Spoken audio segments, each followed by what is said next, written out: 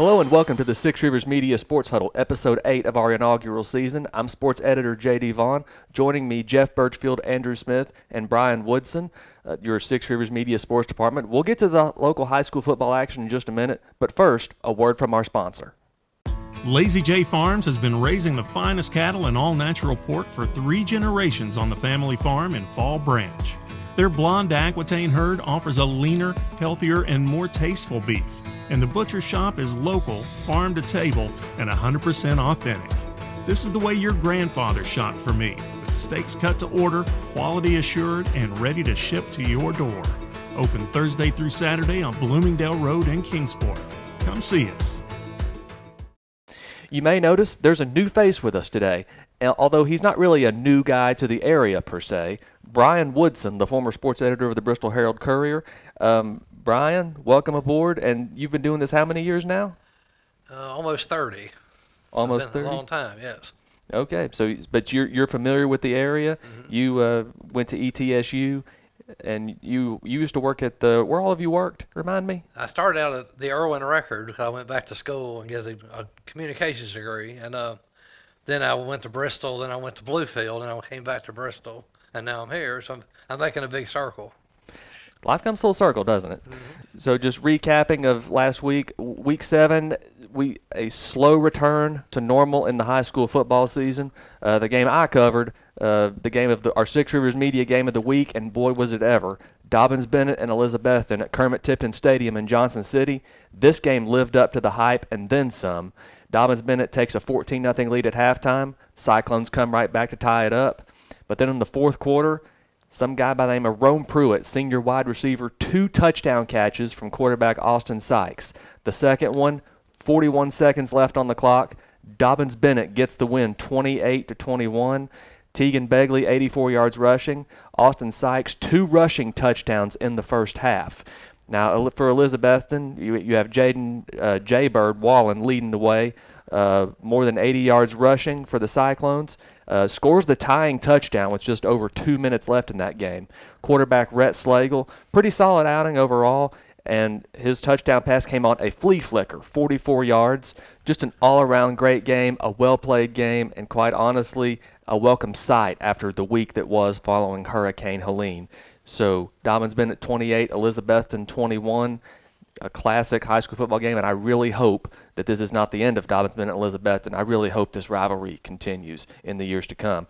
Now, Jeff, a game you covered was a conference game. Science Hill goes to West Ridge, gets the win. What can you say about that game? Well, West Ridge came out and played them really tough, early in the game, forced 3 turnovers, 3 fumbles there that they recovered. I actually have 4 fumbles total, but 3 recovered by West Ridge. But Science Hill, they've just looked awesome all year long. We've had their 4 running backs. They're calling themselves the 4 Horsemen now. It's back, if you guys remember the old NWA wrestling back in '86, or going back a century ago to the Notre Dame 4 Horsemen. But Aiden Perry really had the big game. He had 151 yards at the first half, 157 yards overall. Ian Mathis came through big in the second half with 105 yards. Of course, Baylor Necessary just had a few touches. He scored a touchdown, and Malik Anderson. So all 4 of those guys scored touchdowns for Science Hill. And then on the other side of the ball, Hayden Cox has just been playing so well on that defensive line. He kept pressure on Westridge quarterback Trey Frazier all night long. And then you also had, Necessary piling up a ton of tackles again, as he does every week. He's just having a phenomenal year here, his senior year. It's necessary to block him, isn't it? Yeah. So Science Hill gets the win 44-7 at West Ridge. And now we're going to take a little Washington County glance with you, Andrew. Differing results here. David Crockett gets the non-conference win at Volunteer, 35-7. Daniel Boone still searching for that first win. Cott County comes in and gets the win 32-7. Just completely differing results. Yeah, I don't think you could be more different if you tried. I'll start with Daniel Boone. I was there in Gray on Friday, and it was a close game at halftime at least. Big momentum swing. Daniel Boone got an early rushing score from Drew Fleming. Late in the second quarter, Cott County gets a score. Very next offensive play for Daniel Boone, Cole Stevenson throws a pick over the middle. It gets returned all the way for a touchdown. 12-7 at half, and from that point, Cotton County just rode out that momentum all the way throughout the second half to win that game. But I mentioned Drew Fleming, that rushing score he had. He was seemingly everywhere for Daniel Boone. If there's any big bright spot from last Friday, it was Fleming. Had 25 carries for 89 yards in that score, caught a pass out of the backfield, made a pick on defense, seemingly was everywhere. Jeremy Jenkins was really pleased with his effort, especially considering he's just a sophomore. So a lot of potential still there, and we're already seeing some of that with Fleming. Meanwhile, for David Crockett, a much-needed win, a much-needed return to normalcy. Mentioned the effects of the hurricane. They really took a toll. This is more so on David Crockett than Daniel Boone in terms of high school communities, but it was a much-needed return to normalcy in terms of game week and game prep, and it was a very strong outing for the Pioneers against Volunteer. A little bit of a slower start first quarter, both teams kind of sluggish, but 21 points in the third quarter for the Pioneers kind of put this one away, 35-0. Volunteer gets a late score to get themselves on the board, but overall, a very strong outing for David Crockett and the sophomores that we seemingly rave about every week. Yep. Brian, a game that happened on Saturday that was postponed from Friday. Tennessee High goes to Gate City, gets the 21-0 win. Second straight shutout for Tennessee High in the state of Virginia. So what can you say just about this Tennessee High team and what they've shown the past couple of weeks? They can play defense. They blanked Abingdon as well, and they did kind of similar to last year. They got off to a slow start, and they got into this stretch, and they won 6 in a row to end the season, the regular season. The defense is really strong. The offense are still building, they're still trying to work on who's going to be the quarterback, who's going to run plays. I mean, they're pretty young in certain areas, but they've really picked it up here the last couple of weeks on defense. So Gate City's struggling a little bit. I think they played a tough schedule. They lost to Union. Now they lost to Tennessee High. I think they've been shut out twice this year. If you can, Walker Hillman's a terrific running back, but they're going to have to find a little help for him. And that's obviously the key for Gate City going forward. They got a week off now to prepare for Lehigh, so they can have a little time to figure out what they need to do going forward. And they should be favored in at least 3 of the next 4 games. So. Yeah. One area Tennessee High is not young is the running back position. A senior, some guy named Trent, who's one of the top rushers in Northeast Tennessee. Is it Trent Dowdell, I believe is his name? Yes. He's a good running back. He's a legacy. I mean, his father coaches there. His brother played there now as at Emory and Henry, and now he's just taking up where he left off. He's not the biggest kid, but he can run. He's a hustler and really plays hard and nobody loves Tennessee High more than this kid does. Yeah. Some other big games from around the region Friday night. Cherokee goes to Granger, gets a win to boost its playoff positioning, 41-0. Hayden Hook goes for the hat trick, another big game from Landon Jeffers as well. Cherokee dominated the line on both sides of the ball, and this was a big win. If Cherokee wants to get a better playoff seed, potentially a number 3 seed at this point, this was a big win toward that momentum. Unicoi County, just after the devastation of Hurricane Helene, goes to Gatlinburg-Pittman, starts slow, but then plays better a little bit, but Gatlinburg-Pittman just too much. The Highlanders get the win in their conference opener, 34-13. They jump back to number 10 in the poll. Unicoi County doesn't slip too far. They slip to number 9 in the polls. Happy Valley, Jeff, your alma mater, gets the win at Hancock County, 46-6, their first outing. And just a whole lot of balance and a whole lot of team from Happy Valley this year. Yeah, Happy Valley's got quite a few players can score for them, as we saw. Had Ron Paul Parker, Gabe McDougall, and some others, who were able to score touchdowns for them. And, I mean, they've got that 11-game winning streak, and I know we'll get into a little bit later. Got a big game coming up this week with South Green. Yep. And for the first time this season, Rye Cove actually faced a stiff test on the road, going to Lehigh, getting the 14-6 win. So a big win for Rye Cove heading into this week's matchup with Eastside. And Brian, we'll talk about that one in just a minute. But just about this Rye Cove team, Lehigh really the first team to challenge them. So just what can you say about how that game played out? Rye Cove, I covered their game with Honaker, and they are big and strong. I mean, you look, they're called a small school, but they're not a small on the interior line. They are really good and talented. Landon Lane's a terrific leader.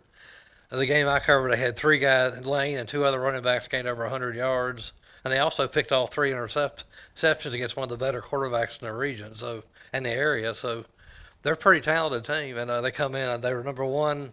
The BHSL rankings came out this week, and they're number 1 in the Region 1D and number 7 in the state, I believe, right now. So pretty strong. Well, Landon Lane gets all the spotlight, but that defense of Rye Cove Yes. is not to be overlooked either.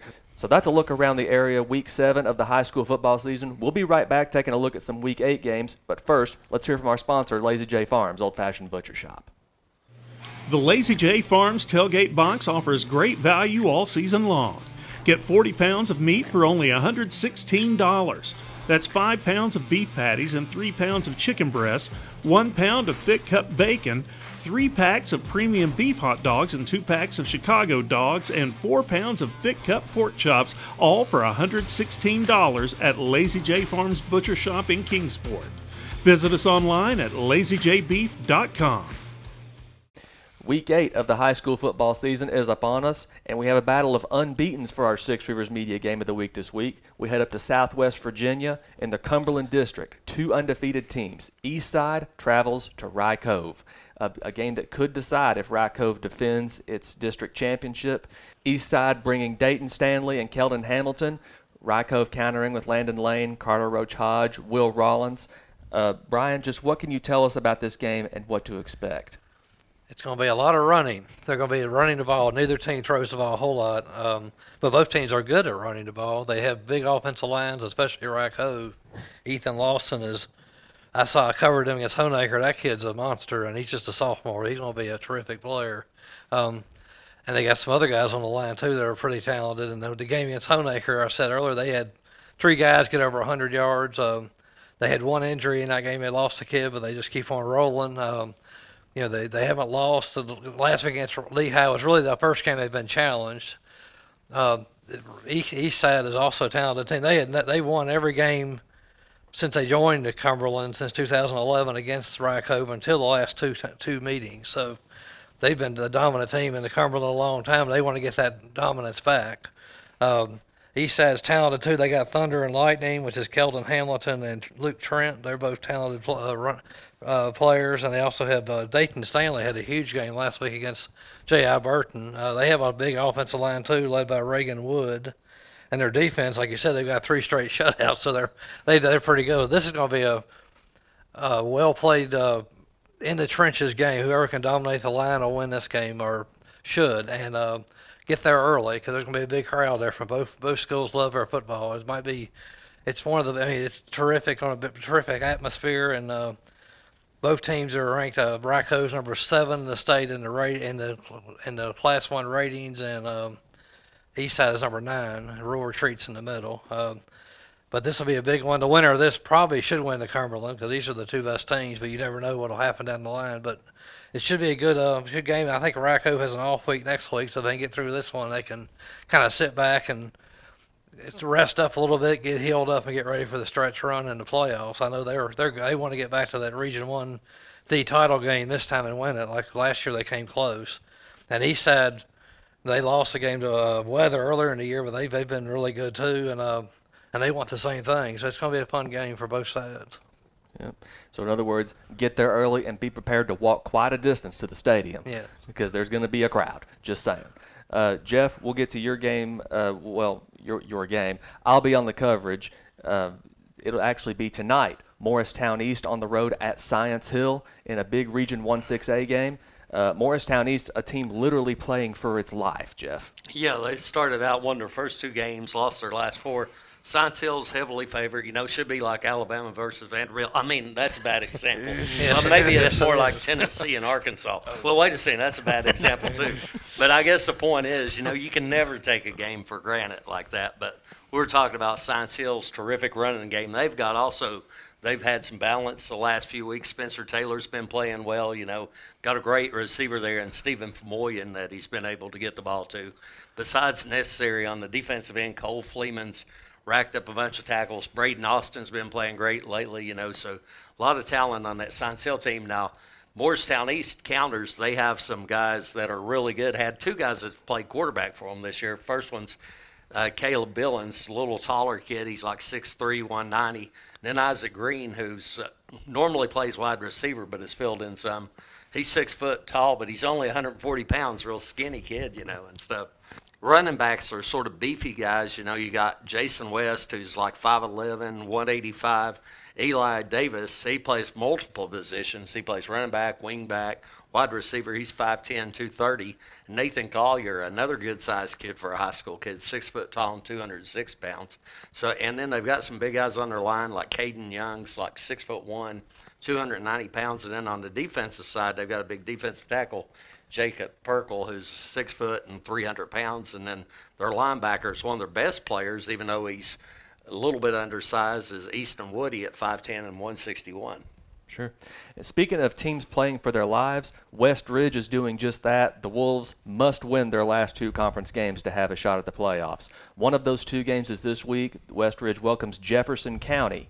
The Patriots looking for their first win at the Evelyn Rafalowski Athletic Complex. West Ridge has won the only meeting there so far, that of course being in 2021. West Ridge won that game 35-12 to secure the number 2 playoff seed and a home playoff game in their inaugural football season in 2021. So Jefferson County has won the last two meetings at Dandridge in dominating fashion, of course, 38-7 last year. But, of course, Trey Frazier did not play the game. He was injured, missed the second half of the season. But West Ridge 0-3 in the conference. Jefferson County 1-2.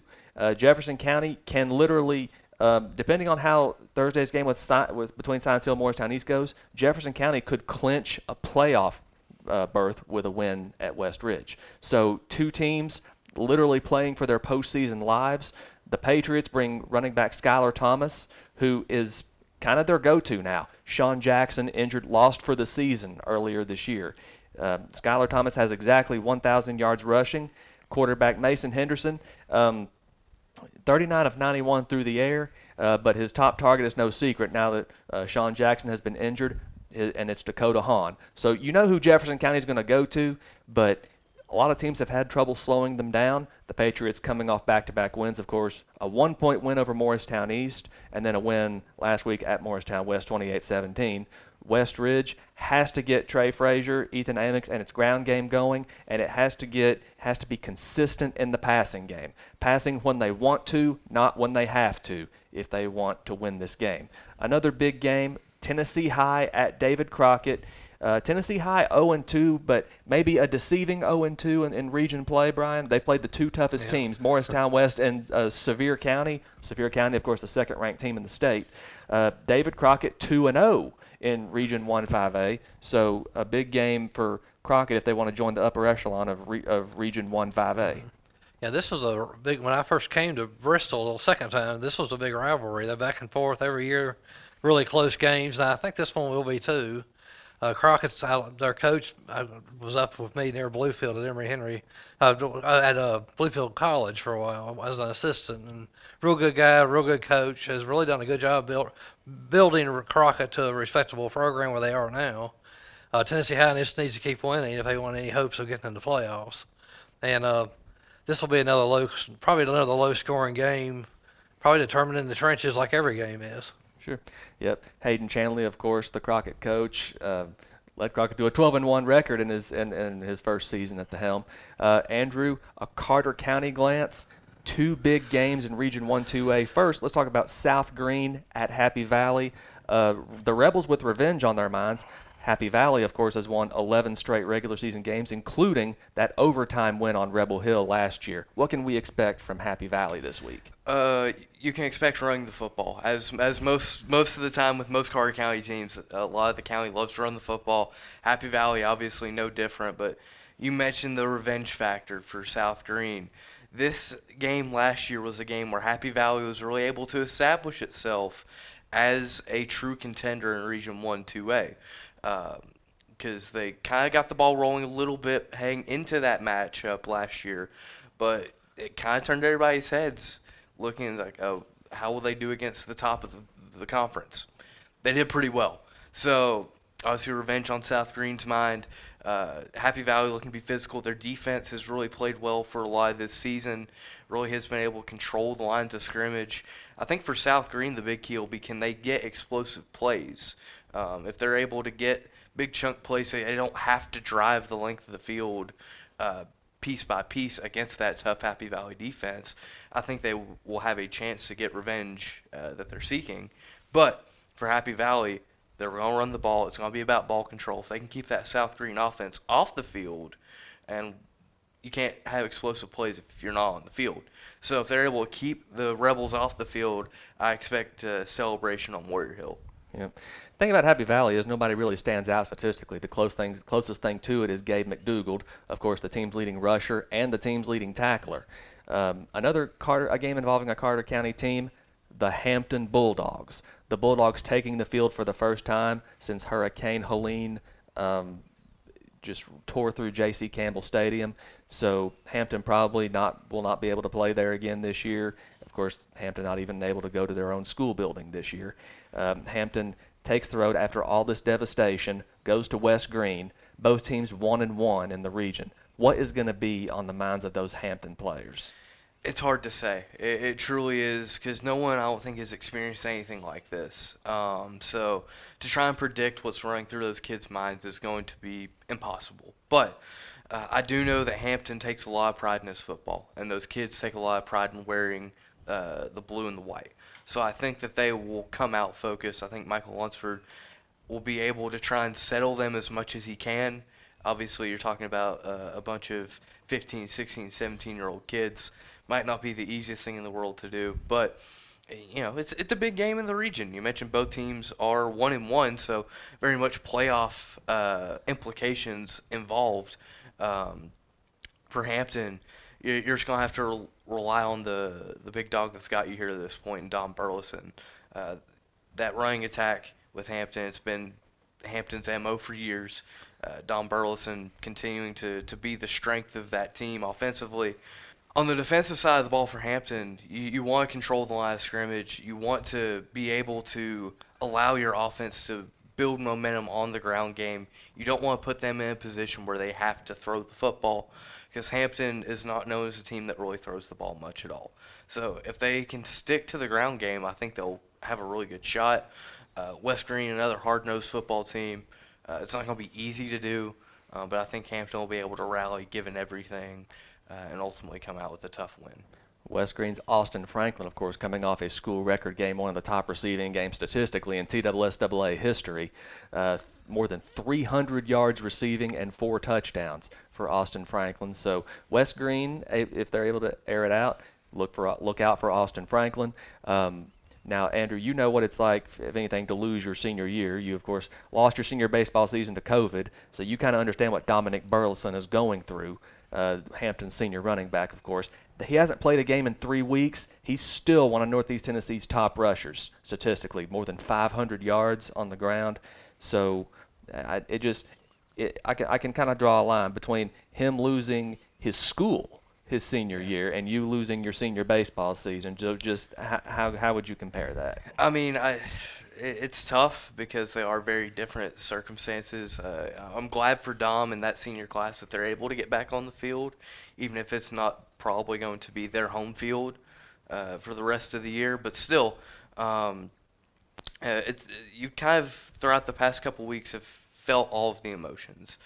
You felt grief, you felt excitement when you've been able to find out that, hey, our season isn't over, we get to keep going. Might not be the way we envisioned it, but we still get to keep playing some football. And, for Dom, he's had such a storied career there at Hampton these past few years. But for Dom to be able to see out his senior season, at least the regular season, it just puts a big stamp on just what he's been able to do there. It's just a nice reminder that, hey, we get to come out here and play and get to enjoy being with each other again. That's probably something that Michael Lunsford has really stressed throughout this game week is, hey, take advantage of this opportunity because we know we didn't get to have it for weeks now. So it'll be good for that senior class and for that whole community to be able to rally around this week against West Green. Yep. Also one of the top running back in Northeast Tennessee, despite not having played in almost a month now, Grayson Cole of the Cloudland Highlanders. They are on the road this week at Jellicoe. And speaking of kids who have had to adjusting to a new normal after Hurricane Helene, Unicoi County on the road this week at Volunteer for a non-conference game. In Region 1-1A, Unaka also on the road at Hancock County for a big conference game, especially if they want to make the playoffs again this season. Castlewood on the road at Twin Springs, a big game in the Cumberland District. Chucky Doak at Johnson County. The Longhorns, of course, the 5th-ranked team in Class 3A. And it will be senior night in Mountain City. They will not be charging admission, and everyone at the stadium will get a free round of concessions at the gate. So Johnson County, that they will be taking donations at these concession stand to benefit the local relief efforts in Johnson County. So a big game in Mountain City, a very significant game in Mountain City. On Monday, there will be another Carter County rivalry. Hampton and Cloudland will play, after all. It'll just be at Happy Valley High School. Happy Valley High School, and that, of course, will be just a couple of days after the Warriors play host to South Green. And there will be a pair of Tuesday games as well, bizarre as that may sound. Unaka on the road at Thomas Walker, and Sullivan East has a home game against Seymour as well. And speaking of teams picking up games, October 18th, West Ridge picked up a home game against West Green. And that's a look around the high school football season for Week 8. Just the kids are trying to get back to a sense of normalcy. Our thoughts and prayers are with everyone. And, Jeff, I know one particular case that you wanted to talk about. Yeah, we just wanted to pass on our thoughts and prayers, obviously to those still affected. And one case in particular, Gunnar Peterson, who plays for Unicoi County, I know he played last week against Gatlinburg Pittman. His father, Johnny, died in the flood, helping other people, save their lives. So, a true hero right there. And we keep all those communities that have been affected by the flood in our thoughts and prayers, and want to just pass on all of the good wishes, and people continue to support these communities. And we hope that everyone is able to get back to at least a little sense of normalcy this week after the devastation of Hurricane Helene. Thank you to Lazy J Farms for Old Fashioned Butcher Shop for sponsoring our podcast. We'll see you next week. Lazy J Farms has been raising the finest cattle in all-natural pork for 3 generations. Our blonde Aquitaine herd offers a leaner, healthier, and more tasteful beef that ships from our store directly to your freezer. This is the way your grandfather shot for meat, only now we wrap it, seal it, and send it right to your door. We have plenty of options to pick from, and they're all fresh and natural. Just visit our website at lazyjbeef.com and choose your package. We'll get it straight to you.